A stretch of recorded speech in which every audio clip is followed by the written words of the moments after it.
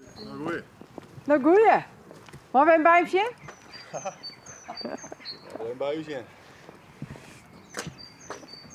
Meestal vragen wie van waar ben je met wandelen, maar net mij maar te vragen wat hij krijgt die in. Ik zelf vet.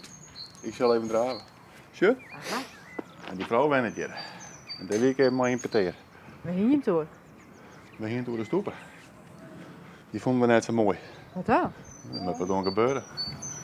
Die begint te brakkelen, dus Ja. wat even wat nijs op. Zie? En Zo, dan zo. vragen je jouw advies.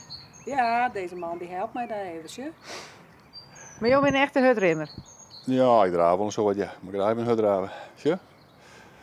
En Dat, hoe vier? Nou, ik doe nog even zo'n kilometer. Meer tijd heb ik niet. Oh. Dan ben ik wel aan het werken, dus doe ik het even tussendoor. Dat is een verslaving, hè? Dat is een verslaving worden, ja. Ja? Ja, dat is een verslaving worden, ja. Daar ben ik ooit in maar begonnen.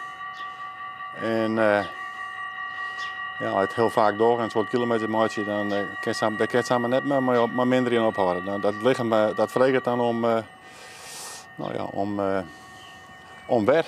Alle dagen wer heeft. Dus ja. Oh, die gaat de trein. Dat kan niet.